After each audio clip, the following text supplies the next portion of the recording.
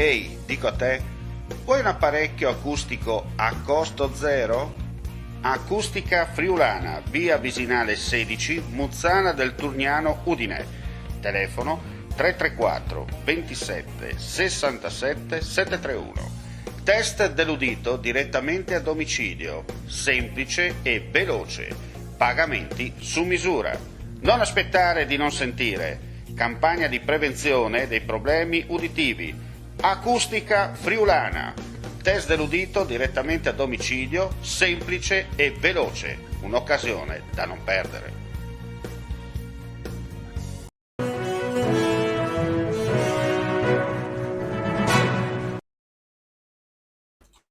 Cordiale buon pomeriggio gentili amici e amiche, ben ritrovati a questo appuntamento con l'informazione su friulitv.net, aggiornamenti di cronaca dal Friuli Venezia Giulia.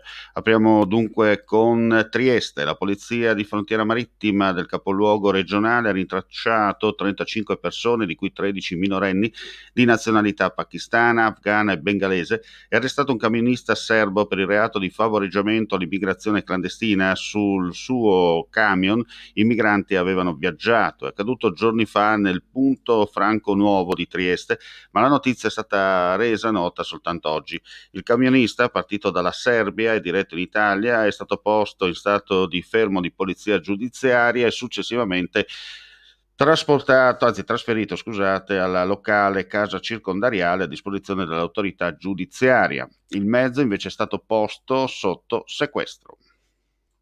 Andiamo in Carnia per un incidente stradale incredibile, quello che potete vedere, perché miracolosamente illesa una famiglia di turisti tedeschi usciti fuori strada lungo la strada statale 52 bis nei pressi di Tolmezzo questa mattina. Sul posto sono giunti celermente i sanitari in ambulanza dal vicino pronto soccorso e i vigili del fuoco del distaccamento del capoluogo carnico. L'auto è finita in un fossato, cappottandosi più volte, perdendo tutto il carico che aveva sul portapacchi, compresa una bicicletta. Tutti gli occupanti però sono usciti con le proprie gambe dal mezzo incidentato, portati in ospedale per accertamenti sanitari. Rilievi da parte della polizia locale e della comunità della Carnia. E vediamo i numeri invece per quanto riguarda la pandemia in Friuli Venezia Giulia, perché nella giornata odierna su 3.756 tamponi molecolari sono stati rilevati 97 nuovi contagi con una percentuale di positività del 2,58%. Sono inoltre 4.745 test rapidi antigenici eseguiti, dai quali sono stati rilevati 17 casi, pari allo 0,36%.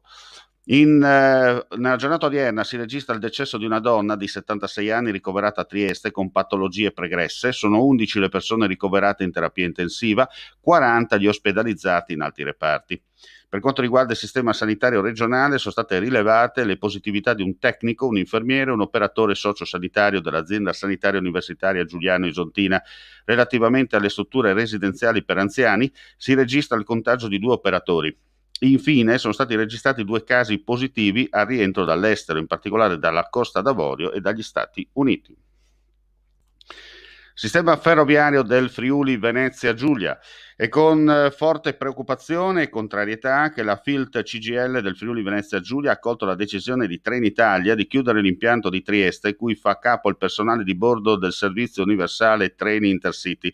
Per effetto di questa scelta, il personale interessato di profilo capi treno e capi servizio treno, in tutto 9 figure, viene spostato verso il segmento del trasporto regionale, con la conseguenza che la gestione del personale Intercity viene trasferita dalla direzione del Friuli Venezia Giulia a quelle del Veneto e dell'Emilia Romagna.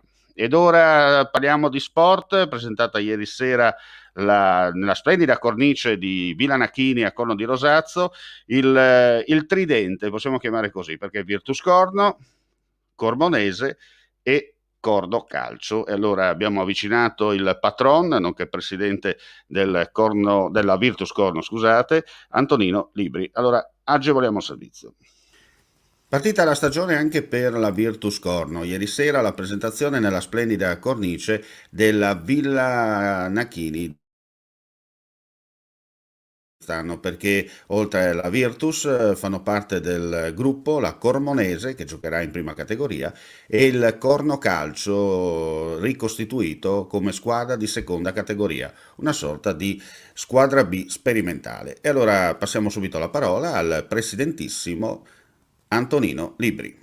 Stasera ci sarà la presentazione degli juniores della Virtus Corno, la prima squadra della Virtus Corno, Cormonese prima categoria e la nuova società Corno Calcio che prima era settore giovanile puro, adesso è passata a dilettantistica. Senta, tante novità, no? Per cercare anche di non perdere le tradizioni da una parte, ma soprattutto dare un'occasione anche ai giovani per continuare a macinare calcio vista la situazione pandemica.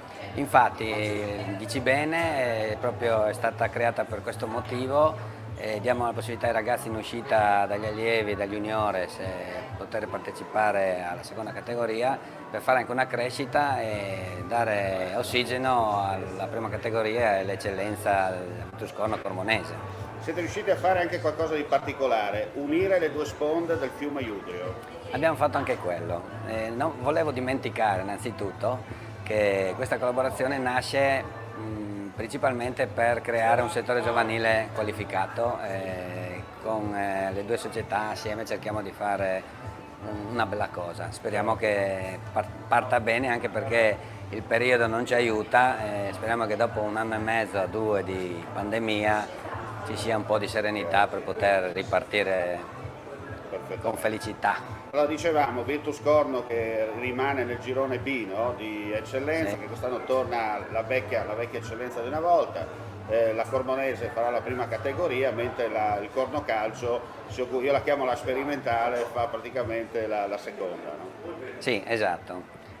La seconda sarà sicuramente formata la nostra in particolar modo da giovane, ma ho sentito che anche altre società hanno puntato ai giovani per farli crescere e poi ci saranno tanti derby, questa è una bella cosa. E poi soprattutto concentramento in modo tale di riportare finalmente il pubblico sugli spalti. Esatto, sì, fondamentale perché insomma le società vivono anche di questo e il chiosco deve funzionare e avanti tutta.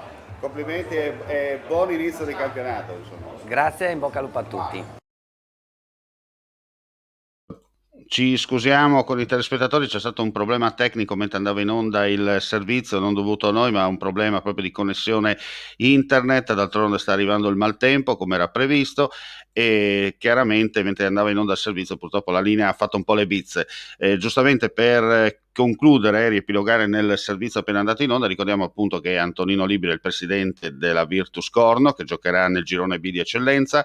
Per quanto riguarda la Cormonese, Marco Scozzai che è il presidente appunto del sodalizio Oltre Iudrio, mentre Silvia Braida è la presidente del Corno Calcio, che è praticamente un under 19 a tutti gli effetti, che militerà nella seconda categoria. Come ha sottolineato il presidente Libri, ci saranno tanti derby e soprattutto la voglia di riportare il pubblico a riassaporare quello che era il calcio dilettanti, che visto che causa la pandemia, insomma, come ben sappiamo, dal gennaio dell'anno scorso praticamente non si è più potuto praticamente andare sui campi di calcio, quelli locali, per tornare un po' a passare un buon pomeriggio e soprattutto riassaporare quello che è lo spirito dilettantistico. Ci auguriamo che tutto ciò, insomma, finisca in tempi brevi e soprattutto questi giorni di ripartenza anche per il calcio dilettanti sia di buon auspicio per l'immediato futuro.